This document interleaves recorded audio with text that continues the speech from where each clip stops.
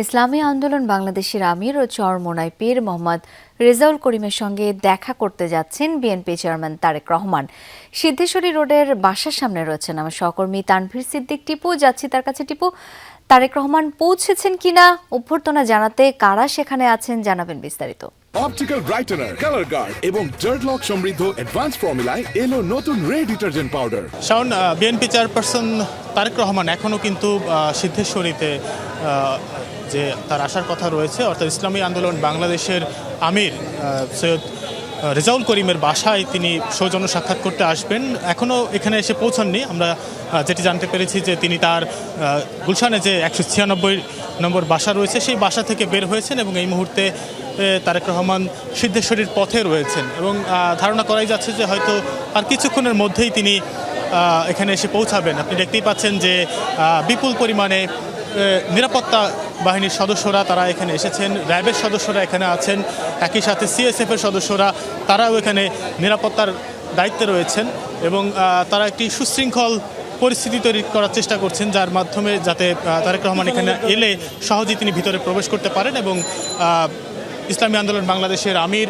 সৈয়দ রেজাউল করিম সহ ধারণা করা হচ্ছে যে তাদের দলের শীর্ষ কয়েকজন নেতা ভিতরে উপস্থিত থাকতে পারেন এবং এই সাক্ষাৎ সময় তারা উপস্থিত থাকতে পারেন বলে ধারণা করা হচ্ছে এবং সৈয়দ রেজাউল করিমের পক্ষ থেকে এবং তার দলের পক্ষ থেকে যেটি জানানো হয়েছে যে এই সাক্ষাতের পরেই তারা গণমাধ্যমের সাথে কথা বলবেন এবং সাক্ষাতে কি কথা হলো না হলো সেগুলো গণমাধ্যম কর্মীদের মাধ্যমে দেশবাসীকে তারা জানাবেন। এবং শাওন, এই মুহূর্তে কিন্তু বেশ উৎসুক জনতারও একটা ভিড় রয়েছে যারা কিনা এই সিদ্ধেশ্বরী এবং এর আশপাশে বাস করেন এবং এই যে জায়গাটি যে বাসাটিতে সৈয়দ রেজাউল করিম থাকেন সেই বাসার যারা বাসিন্দা রয়েছেন তারা সহ আশপাশের মানুষ কিন্তু এখানে জড়ো হয়েছেন। তারা এই যে সাক্ষাৎকারের যে পর্বটি সেটি আসলে দেখতে বা সেটি সম্পর্কে জানতে বেশ উৎসুক। আপনি জানেন যে গতকালও বিএনপি চেয়ারম্যান তারেক রহমান তিনি জামায়াতে ইসলামীর আমির ডাক্তার শফিকুর রহমান তার বাসায় গিয়েছিলেন তার সাথে দেখা করতে।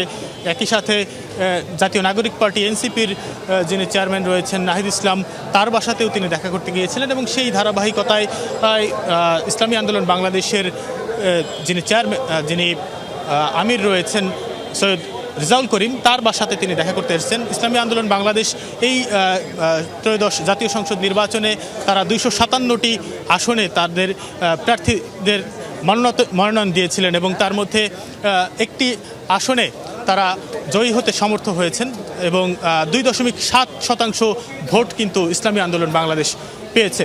তো বলাই চলে যে কিছুক্ষণের মধ্যেই তারেক রহমান ইসলামী আন্দোলন বাংলাদেশের আমিরের সাথে দেখা করবেন এবং তার পরবর্তীতে সাক্ষাৎকার বিষয়গুলো আপনাদের মাধ্যমে দর্শককে জানাতে চেষ্টা করব। নিশ্চয়ই শাওন, অনেক ধন্যবাদ।